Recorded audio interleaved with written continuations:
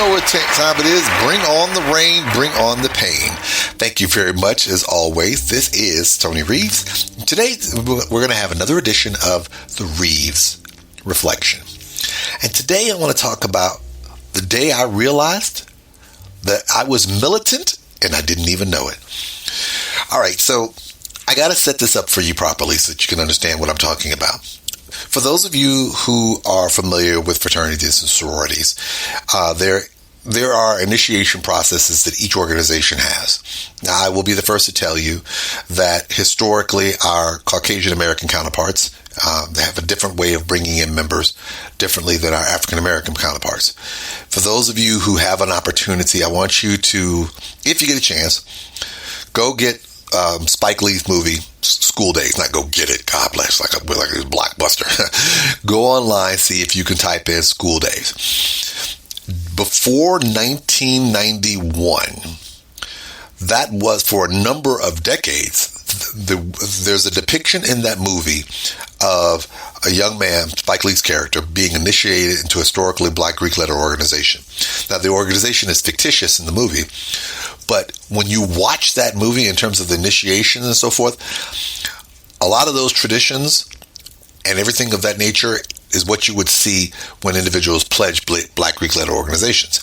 And more importantly, whether it was on a predominantly black campus or HBCU or on a predominantly white institution, either way, if you pledged a black fraternity or sorority, this was very similar. And so it was interesting for me. Back in 1989, I was a sophomore at the University of Tampa. I was a member of ROTC, Army ROTC, and I was at the time looking and interested in pledging my fraternity, which is Phi Alpha Fraternity. Now, here's the thing that's interesting about that particular period of time. Now, this is 1989. At the time, at my school, which was University of Tampa, the University of Tampa was about 95% white. And in addition to that, there were no black fraternities and sororities on the campus. There were two that were previously there, but the last members had graduated, so there literally were none.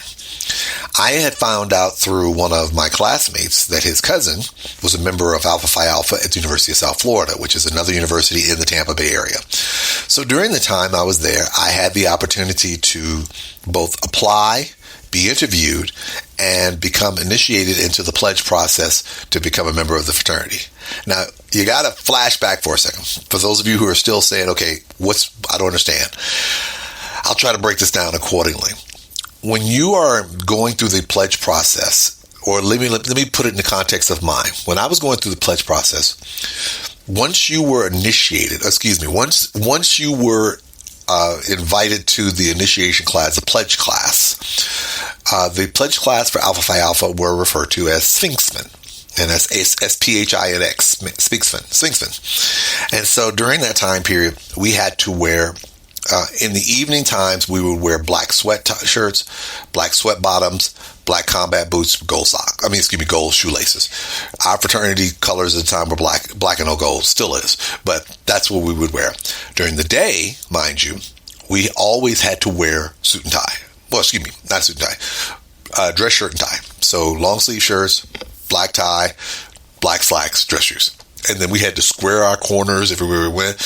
We had to cut our hair. We were not permitted to talk to anyone except for our big brothers. So you can imagine what that looked like.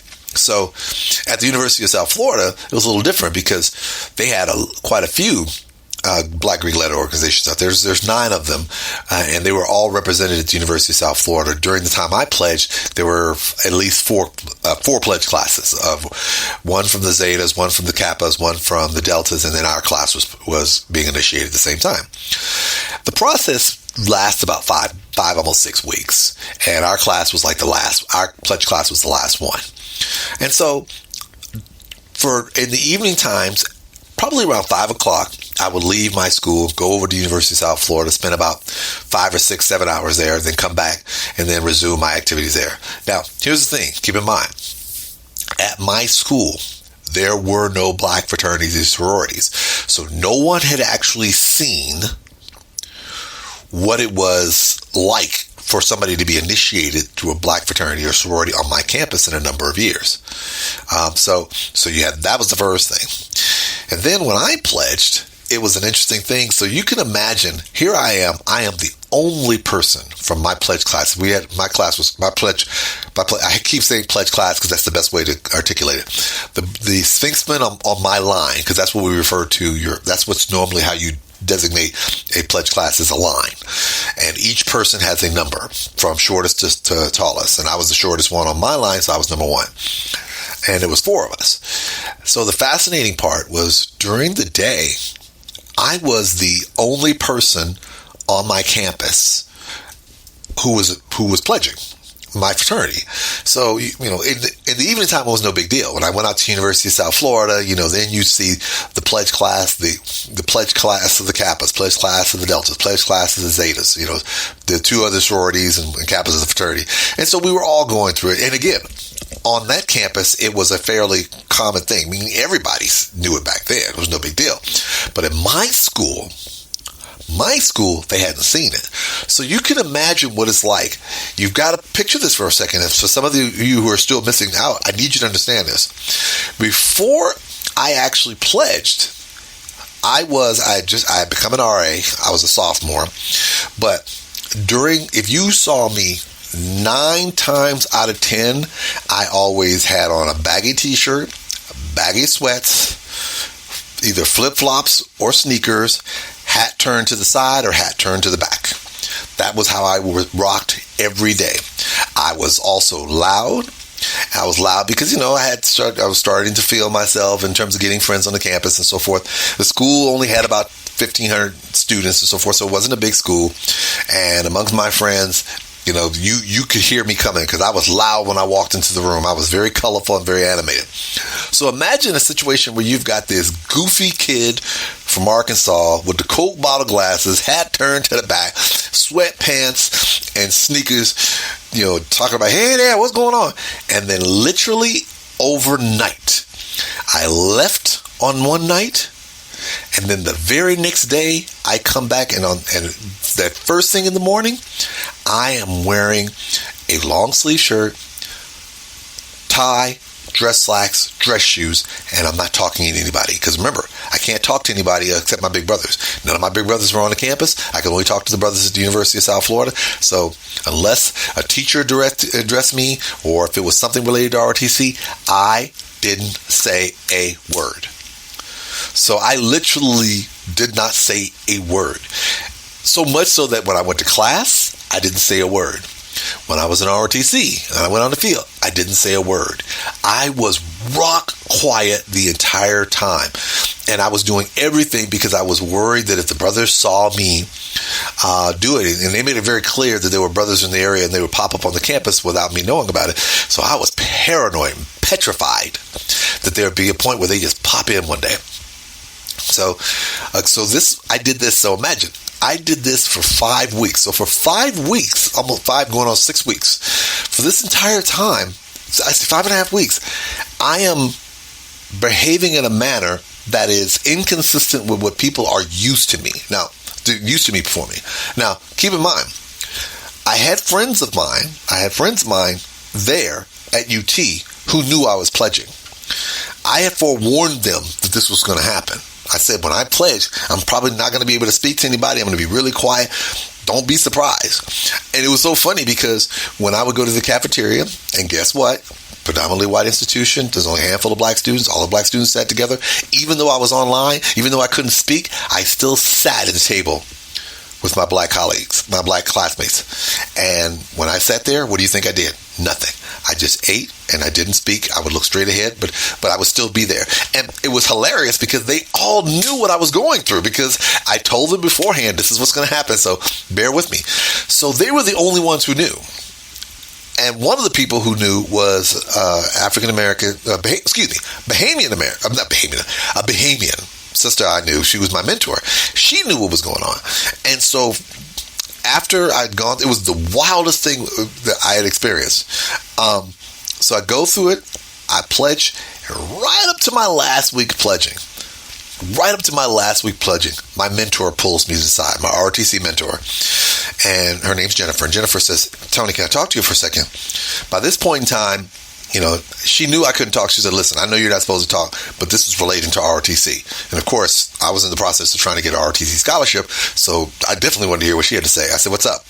She said, how much longer are you going through this process? I said, I have no idea, but I knew I was in Hell Week, so I said it should be over probably within a week. So she said, well, that's good. I said, why is it good? Well, her mentor, because I was a sophomore, she was a junior, her mentor was a senior. Her mentor said that someone in ROTC was expressing concerns about me becoming militant. And I remember looking at Jennifer when she was telling me this, saying, yeah, my mentor came to me and said, yeah, check your boy because they're worried that he's becoming militant. And I said, I am the most laid-back, conservative, non-confrontational, non-conflict person you're going to run across. What in the double hockey sticks are you talking about? So, as fate would have it, she told her. She said they noticed that he's pledging this, and she did the air quotes. You know where people do that, the quote-unquote black fraternity. I'm like, there's no quote-unquote. It's just it's a fraternity. It's a historically black Greek-led organization. I'm so confused. And I'm like, so wait a minute. Me pledging a black fraternity is considered militant?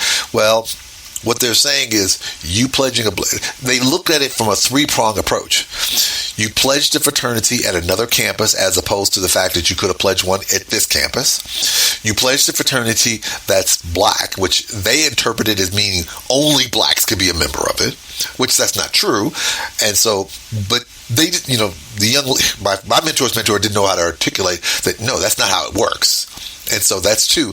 And then three, the way I was pledging was so different from my counterparts. Again, keep in mind, on my campus, there was about 5 or 6 predominantly white fraternities. They all pledged the same way.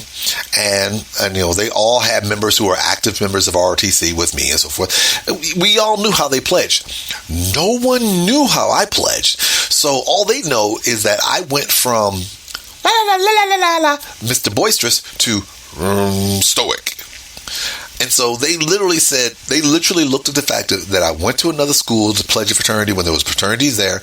I pledged a black fraternity that they interpreted as being black only, which means being exclusive only to blacks and would not take anybody else. And then the manner that I pledged was one that was different from what they were used to. Blew my mind.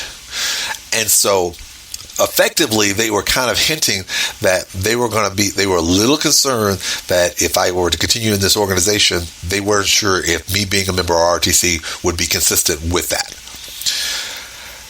I did not realize how close I came to not getting a scholarship. Eventually, I would go on and get a scholarship. Right after, if I remember correctly, I got one. They awarded me a scholarship literally in the fall. So I ended up, it was a great thing. So I got a 2.5-year scholarship. So let me take the lie back. At the end of the spring of my sophomore year, I was told I was awarded a scholarship. And the scholarship would take care of that spring semester of my sophomore year and then the next 2 years. And so I got it, but I only got it it was kind of funny, right after I crossed, which means was formally initiated, and I went from being in a pledge class aligned to being an actual brother. Then, of course, out of nowhere, and this actually happened like a month, almost a couple of weeks before we got ready to end the spring semester, I'm back to my old self. Now I've got my fraternity letters. Now I'm loud and in charge. I'm doing all the things. My behavior goes right back to the way it was. I'm back to wearing my baggy sweatpants. I'm back to wearing my baggy shirt. Now, fortunately, now I've got a fraternity shirt on, so I'm rocking that and everything like that. But now my behavior is back to what they were used to. So why is this story important to you? Why am I sharing this? Because I learned at a very early age the power of people perceiving you without engaging you in their perception. There are so many people out there that are going to see you in the totality of what they see and the information they have based on what they see, and they'll draw a conclusion about you without ever engaging you. I was very lucky because I had an infrastructure of people who, one, knew what I was doing, so they supported me in terms of my classmates on campus. Two, I had a mentor who had the wherewithal to know that I was trying to get a scholarship, and considering that I was from a low-income household and needed the scholarship, knew that there were things happening behind the scenes that I did not know about, and had the wherewithal to let me know that this may be impacted by what you do. I had no clue that this was actually the case.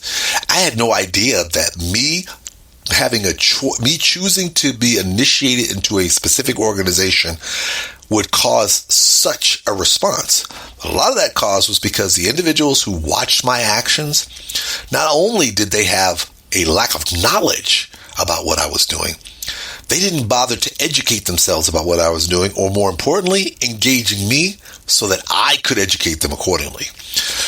Keep that in the back of your mind when you find yourself getting frustrated when people make moves or make assumptions about you without engaging you directly. A lot of times people feel more comfortable standing back from a distance and watching how you move and making an impression and making an impression and making a decision about what they think you are or who they think you are based on the limited information that they have. As you go forward, recognize this. Even when you try to control your own narrative about who you are, there are going to be people who are only going to listen to parts of your story or observe parts of your story in coming to the conclusion about who they decided that they think you are. And keep that in your back of your mind, because sometimes you need to make sure you have an infrastructure of people. If nothing else, to make sure you have the people around you who will let you know when people outside of your circle are creating a story about you that truly is not an accurate reflection of you. And this way, you can make sure you communicate accordingly and move accordingly to determine what you need to do to make sure that that narrative gets changed, or more importantly, be prepared for the ramifications of people making a decision about you without truly appreciating who you are and having all pieces of the puzzle. All right, everyone, as always, thank you for another edition of the Reeves Reflection. As always, you can hit me up at anthonyreeves.com. But as always, I've got to end the day with my favorite question of the day. Are you ready for the Anthony Reeves experience?